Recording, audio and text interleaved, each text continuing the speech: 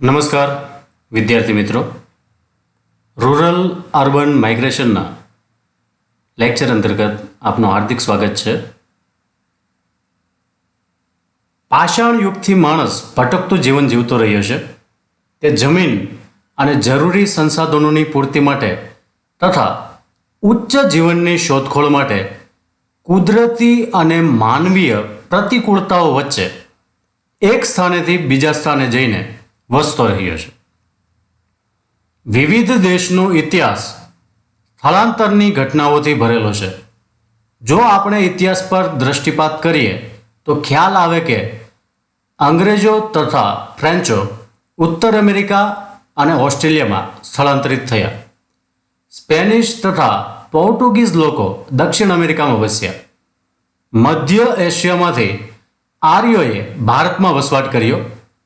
યહૂદી લોકો ઉત્તર આફ્રિકામાંથી યુરોપમાં સ્થળાંતરિત થયા.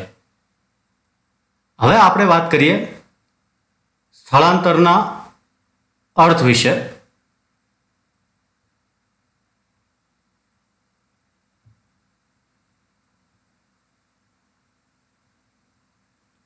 કોઈ પણ વ્યક્તિય જીવોનું એક સ્થાન અથવા એક દેશમાંથી બીજા દેશમાં જવાની સ્થિતિને સ્થળાંતર કહે છે. બીજા શબ્દોમાં કહીએ તો મનુષ્ય એક સ્થળેથી બીજા સ્થળે આવજા કરે છે, જેના લીધે તેનું સામાન્ય નિવાસસ્થાન બદલાતું રહે છે. મનુષ્યના નિવાસસ્થાનમાં બદલાવની આ પ્રકારની ઘટનાને સ્થળાંતર કહે છે. અહીં નોંધનીય બાબત એ છે કે પ્રવાસ કે યાત્રાના ઉદ્દેશથી કે પછી વ્યાપારિક ઉદ્દેશથી થોડો સમય એક સ્થળેથી બીજા સ્થળે જવાની ઘટનાને સ્થળાંતર કહી શકાય નહીં. લાંબો સમય કે કાયમી સ્વરૂપે એક સ્થળેથી બીજા સ્થળે જવાની પ્રક્રિયાને સ્થળાંતર કહે છે.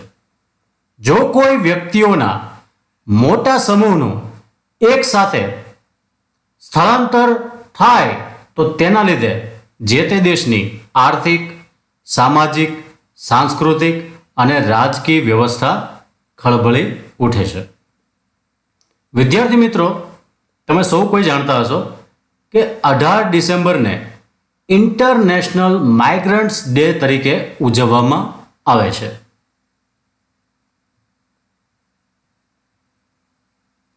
હવે આપણે ચર્ચા કરીશું સ્થળાંતરની વ્યાખ્યા વિશે. તો સ્થળાંતરની જે વ્યાખ્યા આપેલી છે એ સંયુક્ત રાષ્ટ્રસંઘ દ્વારા આપવામાં આવેલી છે અને ડેવિડ હીર દ્વારા પણ આપવામાં આવેલી છે. સંયુક્ત રાષ્ટ્રસંઘના મતે સ્થળાંતર નિવાસ સ્થાનમાં પરિવર્તન કરનાર એક ભૌગોલિક એકમથી અન્ય ભૌગોલિક એકમમાં વિચરણનું એક સ્વરૂપ છે. ડેવિડ હીર તો એમના મતે સ્થળાંતર એટલે તમારા સ્વાભાવિક કે પ્રાકૃતિક નિવાસને પરિવર્તિત કરવું.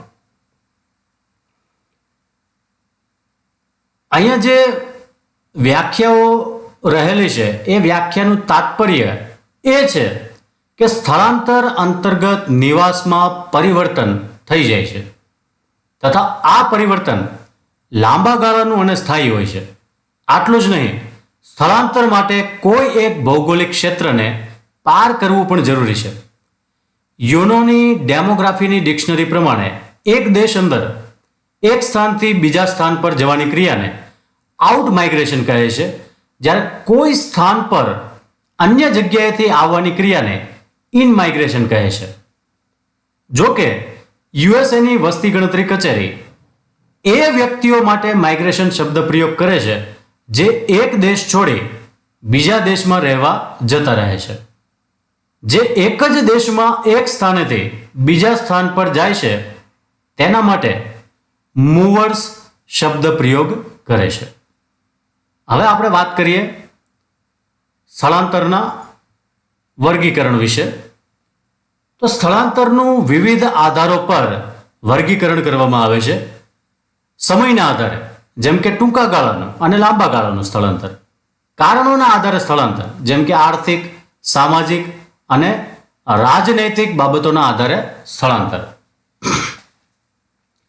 સ્થળાંતરનું વર્ગીકરણ સામાન્ય રીતે બે વિભાગોમાં થાય છે. એક તો આંતરિક સ્થળાંતર અને બીજું આંતરરાષ્ટ્રીય સ્થળાંતર. તો અહીંયા સ્ક્રીન ઉપર તમે જોઈ શકો છો. આંતરિક સ્થળાંતર કોને કહી શકાય? જ્યારે કોઈ દેશના નિવાસી પોતાના જ દેશની સીમા અંતર્ગત એક સ્થાન પરથી બીજા સ્થાન પર જતા રહે તો તેનું આ પ્રકારનું સ્થળાંતર આંતરિક સ્થળાંતર કહેવાશે. દાખલા તરીકે જયપુરનો કોઈ વ્યક્તિ જયપુરથી અમદાવાદમાં વસવાટ કરવા જતો રહે તો તેને આંતરિક સ્થળાંતર કહેવાશે. વસ્તીશાસ્ત્રી જેનું નામ છે ડોનાલ્ડ બોગ, તો એમની ધારણા છે કે આંતરિક પ્રવાસમાં અંતર્ગમન મીન્સ કે આવવા માટે ઇન માઇગ્રેશન શબ્દ પ્રયોગ થવો જોઈએ, જ્યારે બહિર્ગમન માટે આઉટ માઇગ્રેશન શબ્દ પ્રયોગ થવો જોઈએ.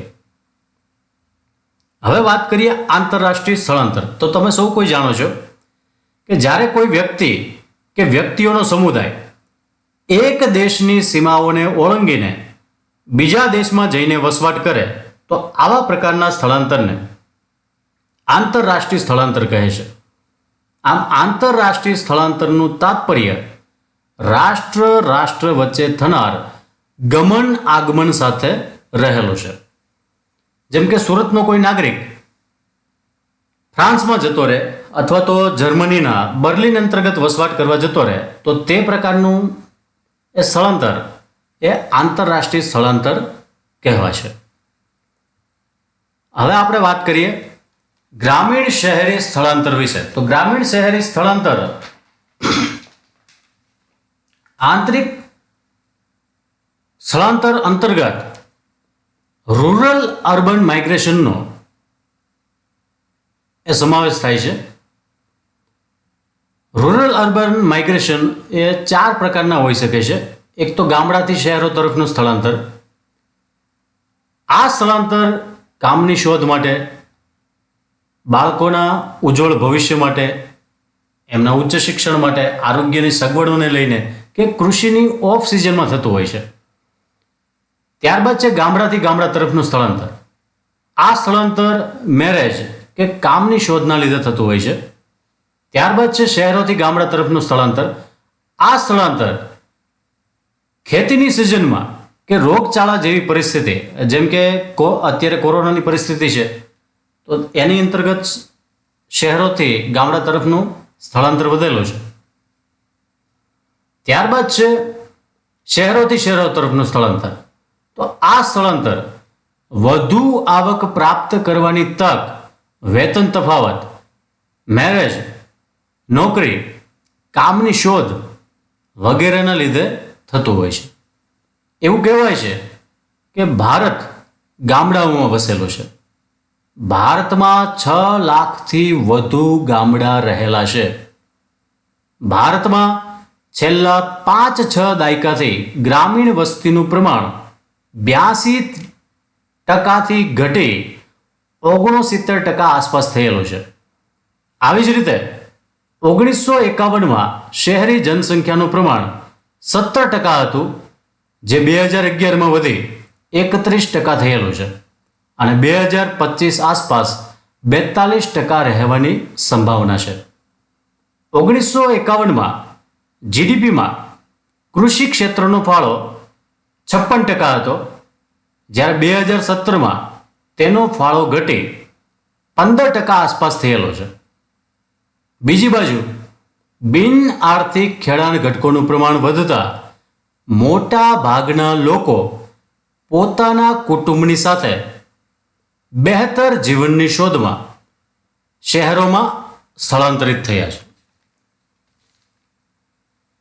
તો હવે વાત કરીએ આપણે કે વિવિધ હેતુઓના આધારે જે રૂરલ અર્બન માઇગ્રેશન એનું જે પ્રમાણ રહેલું છે એ પ્રમાણ આપણે જોઈએ.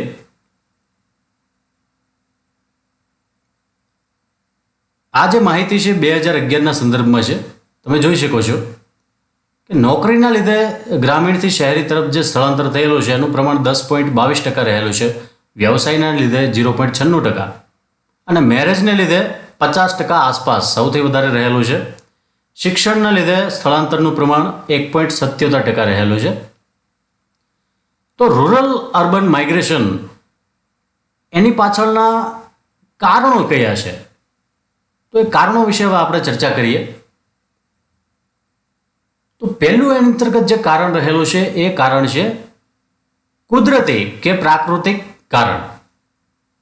પ્રાકૃતિક કારણોને લીધે લોકો સ્થળાંતર કરે છે, જેમ કે અતિવૃષ્ટિ, અનાવૃષ્ટિ, ભૂકંપ, સુનામી, જ્વાળામુખી, વાવાઝોડું, રોગચાળો, દુર્ગમ ભૌગોલિક વિસ્તાર વગેરે સ્થળાંતર માટે જવાબદાર કારણ છે. બીજું કે આર્થિક કારણ. સ્થળાંતરને પ્રોત્સાહિત કરનાર કારણોમાં આર્થિક કારણ સૌથી મહત્વપૂર્ણ છે, જેમાં બિન આર્થિક ખેડાણ ઘટકો કે ગામડામાં કૃષિ યોગ્ય જમીનનો અભાવ, ઔદ્યોગિક વિકાસ કે ઔદ્યોગિકરણ, વ્યાપારની ઉજ્જવળ તકો, પરિવહનની સુવિધાનો વિકાસ, આ પરિબળો જવાબદાર છે. અહીંયા લોકો સુખી અને સમૃદ્ધ જીવન જીવવાની લાલચમાં પોતાનું નિવાસસ્થાન છોડી સ્થળાંતર કરે છે. ત્યારબાદનું છે એ કારણ સામાજિક કારણ રહેલું છે. શહેરો અંતર્ગત શિક્ષણનો સારો એવો વિકાસ અને સ્વાસ્થ્ય સંબંધી સેવાઓનો વિકાસ તથા કાયદો અને વ્યવસ્થાને લીધે ગામડાથી શહેરોમાં સ્થળાંતર શક્ય બને છે.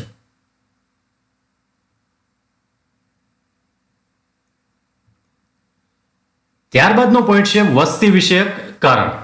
જે જગ્યાએ વસ્તીનું દબાણ વધારે હોય એ જગ્યા પરથી ઓછી વસ્તી કે જ્યાં વસ્તીનું દબાણ ઓછું હોય ત્યાં સ્થળાંતર વધે છે.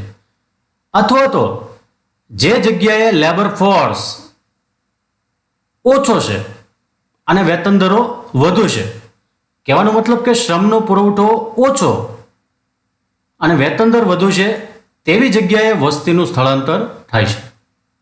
ત્યારબાદ છે ધાર્મિક તથા સાંસ્કૃતિક કારણ.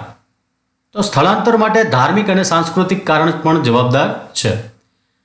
જેમ કે અમુક ભાષાના બોલતા લોકો સામાન્ય રીતે ભાષા કે સંસ્કૃતિ સમાન હોય કે પછી વિચાર વિનિમયની સુવિધા હોય તેવા પ્રદેશોમાં સ્થળાંતર કરવાનું વધુ પસંદ કરે છે. અમુક પ્રદેશો કે અમુક ભાષાના વ્યક્તિઓ સમાન સંસ્કૃતિ હોય કે સમાન ભાષા હોય ત્યાં જ સ્થળાંતર કરવાનું પસંદ કરતા હોય છે. ભારતમાં બીજું પરિબળ ધાર્મિક પરિબળ એ રહેલું છે કે ભારતમાં અનેક નગરોનો વિકાસ એટલા માટે થયેલો છે કારણ કે તે ધાર્મિક કેન્દ્રો રહેલા છે, જેમ કે કાશી, મથુરા અને હરિદ્વાર તેના ઉદાહરણ છે. ત્યારબાદ વાત કરીએ રાજકીય કારણ, જેમાં પ્રશાસનિક કેન્દ્રનો ઝડપથી વિકાસ થવાને લીધે સ્થળાંતર શક્ય બને છે. જેમ કે ગાંધીનગર, જયપુર, ભોપાલ, પટના, મુંબઈ વગેરે શહેરોમાં ઝડપી વિકાસ થવાને કારણે ત્યાં સ્થળાંતર વધેલો છે. જો કે સ્થળાંતર માટેના રાજકીય કારણમાં એવી પણ બાબતો બનેલી છે, જેમ કે 1971 તો બાંગ્લાદેશની સ્વતંત્રતાની લડત સમયે પાકિસ્તાનના સૈનિકોથી ત્રાસી લાખો માણસો એ ભારતમાં આવ્યા અને 1971માં બાંગ્લાદેશને સ્વતંત્ર દેશનો દરજ્જો મળ્યા બાદ ફરી બાંગ્લાદેશમાં લોકો સ્થળાંતરિત થયા. આવી જ રીતે બીજા વિશ્વયુદ્ધ, જેમ કે બીજા વિશ્વયુદ્ધ સમયે યહૂદીઓનું મોટા ભાગના દેશમાંથી સ્થળાંતર થયું અને ફિલિસ્તીનમાં રહેવા માટે મજબૂર થયા. બીજું કે બીજા વિશ્વયુદ્ધ સમયે પોલેન્ડના લોકોનું રશિયામાં સ્થળાંતર. હવે આપણે વાત કરીએ છીએ ભૌગોલિક કારણ. તો અમુક શહેરોમાં ભૌગોલિક પર્યાવરણ અનુકૂળ હોવાથી પ્રાથમિક જરૂરિયાત સરળતાથી પૂરી કરી શકાય છે, જેમ કે નદીઓ કે સમુદ્ર નજીક કે શહેરોના વિકાસ જ્યાં થયેલો છે તો ત્યાં સ્થળાંતર વધે છે. ત્યારબાદ છે મનોવૈજ્ઞાનિક કારણ કે માનસિક કારણ. તો ઘણા લોકો માટે શહેરોમાં પોતાનું મકાન હોવું એક સામાજિક પ્રતિષ્ઠા સમાન છે. આવી ઘણી બાબતોને લઈ ગામડામાં અનેક સુવિધાઓ હોવા છતાં લોકો શહેરો તરફ સ્થળાંતર કરે છે. આમ મનોવૈજ્ઞાનિક કારણને લીધે પણ રૂરલ અર્બન માઇગ્રેશનને પ્રોત્સાહન મળે છે. હવે આપણે ચર્ચા કરીએ રૂરલ અર્બન માઇગ્રેશન કે ગ્રામીણ શહેરી સ્થળાંતરને અસર કરતા પરિબળો. તો સ્થળાંતર માટે કોઈ એક વિશિષ્ટ પરિબળને જવાબદાર ઠેરવવું એ ઉચિત નથી, કારણ કે સ્થળાંતર વિવિધ પરિબળો વડે પ્રભાવિત થતી હોય છે. સ્થળાંતરને પ્રભાવિત કરનાર બધા જ પરિબળોને ડેમોગ્રાફર્સ એના દ્વારા મુખ્યત્વે બે વિભાગમાં વિભાજિત કરવામાં આવે છે. તો એમાં પુલ ફેક્ટર્સ અને પુશ ફેક્ટર્સનો સમાવેશ થાય છે. તો આપણે પહેલા ચર્ચા કરીએ પુલ ફેક્ટર્સ એ કોને કહી શકાય, કઈ બાબતોનો એની અંતર્ગત સમાવેશ થાય છે. તો પુલ ફેક્ટર્સ એનું તાત્પર્ય એ પરિબળો સાથે છે કે જે માણસોને પોતાનું નિવાસસ્થાન છોડીને બીજા સ્થાને રહેવા જવા માટે પ્રોત્સાહિત કરે છે.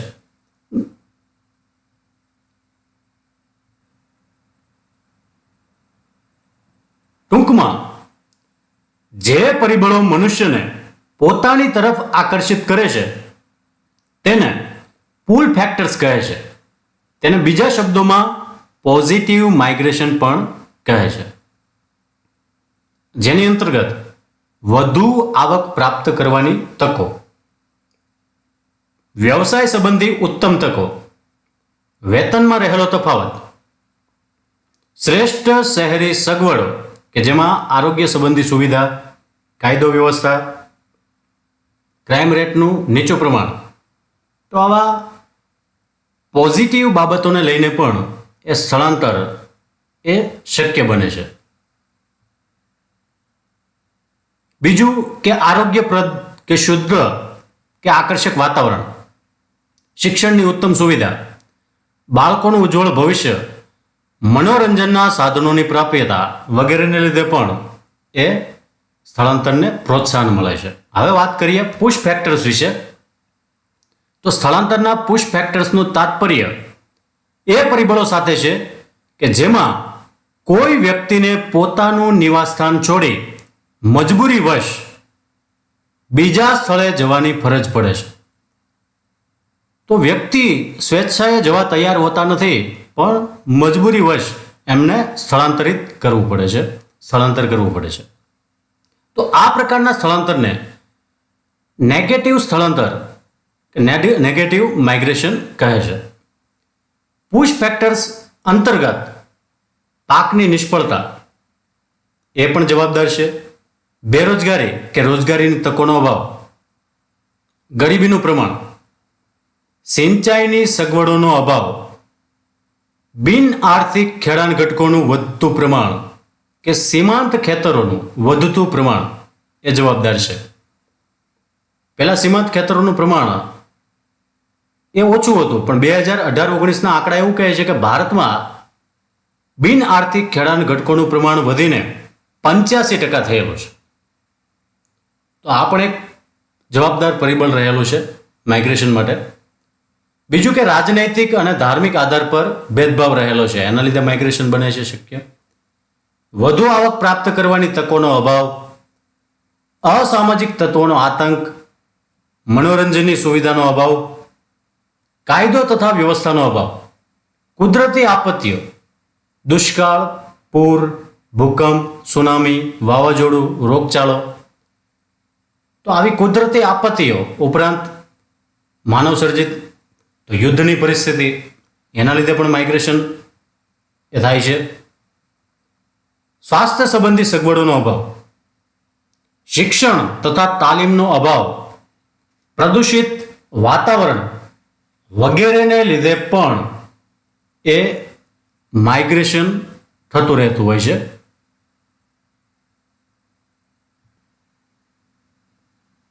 હવે આપણે ચર્ચા કરીશું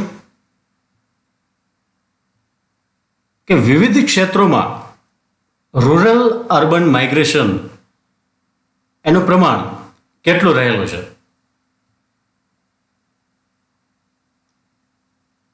તો 2007-8ની માહિતી છે, એના આધારે આપણે તપાસીએ તો જોવા મળે છે કે બાંધકામ ક્ષેત્ર એમાં જે સ્થળાંતર થયેલું છે ગ્રામીણથી શહેરી તરફ, તો એનું પ્રમાણ 41.6% રહેલું છે. પ્રોડક્શન અંતર્ગત મેન્યુફેક્ચરિંગ સેક્ટર અંતર્ગત 17% છે, ખાણકામ અંતર્ગત 1.3% છે, પરિવહન અંતર્ગત 16.8% પ્રમાણ રહેલું છે.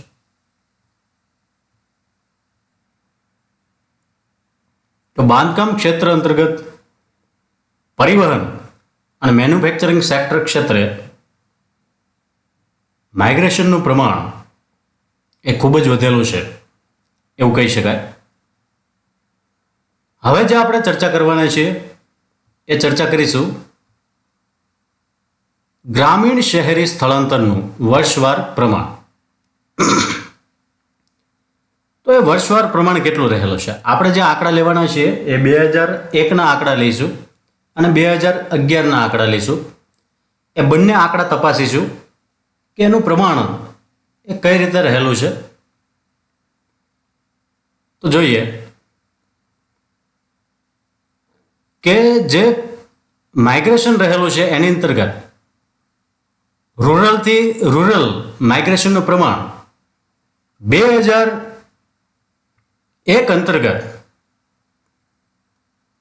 56.3% પ્રમાણ હતું અને વર્ષ 2011 અંતર્ગત એનું પ્રમાણ ઘટીને 47.4% થયેલું છે. રૂરલ અર્બન માઇગ્રેશન, તો ગ્રામીણથી શહેરી તરફનું માઇગ્રેશન, તો એમનું પ્રમાણ 2001 અંતર્ગત 21.8% હતું. તો 2011 અંતર્ગત એ વધીને 22.1% થયેલું છે. તો ગ્રામીણ તરફથી શહેરો તરફનું માઇગ્રેશન એની અંતર્ગત વધારો થયેલો છે. આગળ પણ આપણે ચર્ચા કરેલી છે કે કામની શોધ અંતર્ગત એના લીધે ઉજ્જવળ ભવિષ્યને ધ્યાને લઈને, અભ્યાસને ધ્યાને લઈને આ માઇગ્રેશન થતું હોય છે. ત્યારબાદનું જે માઇગ્રેશન રહેલું છે અર્બનથી રૂરલ તરફનું, શહેરથી ગ્રામીણ તરફનું, તો 2001માં એનું પ્રમાણ 6.6% હતું. 2011 અંતર્ગત વધીને કેટલું થયું? 7.9%. તો અહીંયા ઉલટાનું વધેલું છે. આવું માઇગ્રેશન તો યસ, ખાસ કરીને અત્યારની જ પરિસ્થિતિ અંતર્ગત એ માઇગ્રેશન વધેલું છે. રોગચાળાની પરિસ્થિતિ અંતર્ગત કોરોનાને લીધે જે શહેરી ક્ષેત્ર અંતર્ગત જે લોકો વસતા હતા એ ગ્રામીણ વિસ્તાર તરફ આવેલા છે. ફોરેનમાંથી ઇન્ડિયા અંતર્ગત આવેલા છે. જે શહેરોમાં, ઇન્ડિયામાં જે શહેરો અંતર્ગત વસતા હતા એ ગ્રામીણ ક્ષેત્ર અંતર્ગત આવેલા છે. તો અર્બનથી રૂરલ તરફનું માઇગ્રેશન એનું પ્રમાણ એ વધેલું છે. ત્યારબાદ અર્બન ટુ અર્બન માઇગ્રેશન, તો શહેરેથી શહેરી તરફનું માઇગ્રેશન એનું પ્રમાણ 2001 અંતર્ગત 15.3% જેટલું હતું અને વર્ષ 2011 અંતર્ગત વધીને 22.6% થયેલું છે. તો અહીંયા ઓવરઓલ જો વાત કરીએ તો અમુક બાબતોને બાદ કરતા ગ્રામીણથી શહેરી તરફ એ માઇગ્રેશનનું પ્રમાણ વધેલું જોવા મળે છે. કારણ કે ઘણી બધી બાબતોને લઈને, ઘણી બધી સગવડોને લઈને જે તે વ્યક્તિ એ સ્થળાંતરિત થતા હોય છે. યસ, નેક્સ્ટ આપણે વાત કરીએ હવે ગ્રામીણ શહેરી સ્થળાંતરનો નવ પ્રશિષ્ટ સિદ્ધાંત.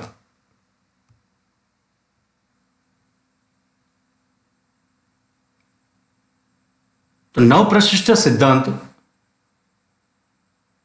એની અંતર્ગત આપણે ચર્ચા કરીએ તો કહી શકાય કે 1960ના દાયકામાં ઘણા વિકાસશીલ દેશોના શહેરો અંતર્ગત બેરોજગારીમાં વધારો થયો અને આ બેરોજગારીમાં વધારો થયો એ છતાં પણ એ દેશોમાં મોટા પાયે ગામડાઓમાંથી શહેરોમાં વસ્તીનું સ્થળાંતર થયું.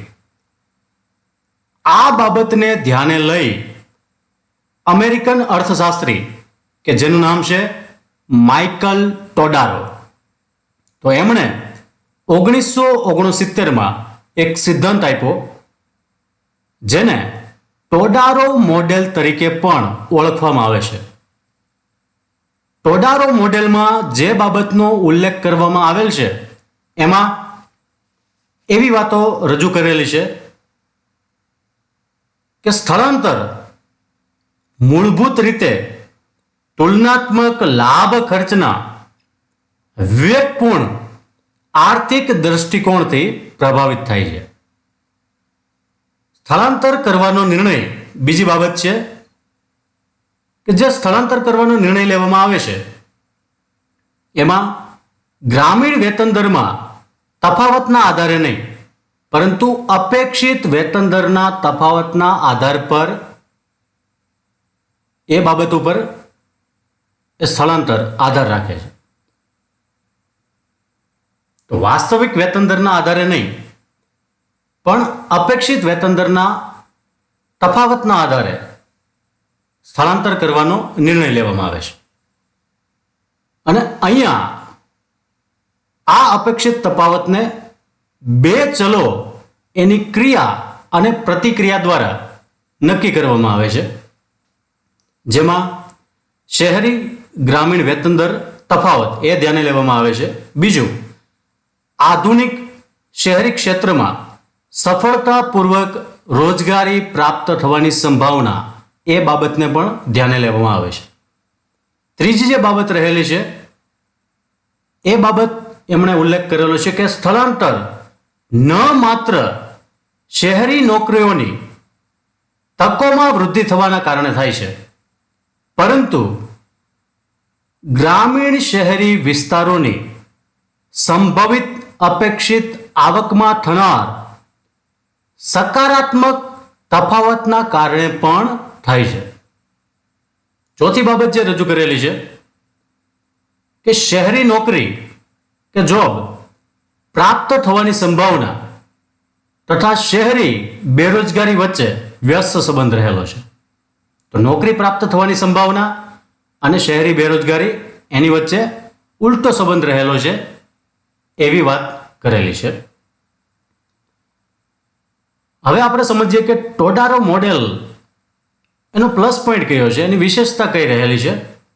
તો એમાં કહી શકાય કે ટોડારો મોડેલ જે આપવામાં આવેલો છે એ મોડેલમાં શહેરી બેરોજગારીનો સ્વીકાર કરવામાં આવેલો છે.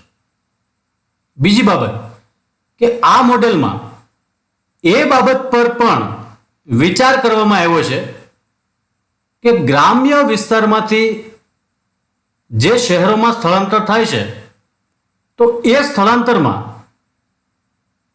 લોકોની શહેરોની વાસ્તવિક પરિસ્થિતિ અંગેની અજ્ઞાનતા પણ જવાબદાર છે.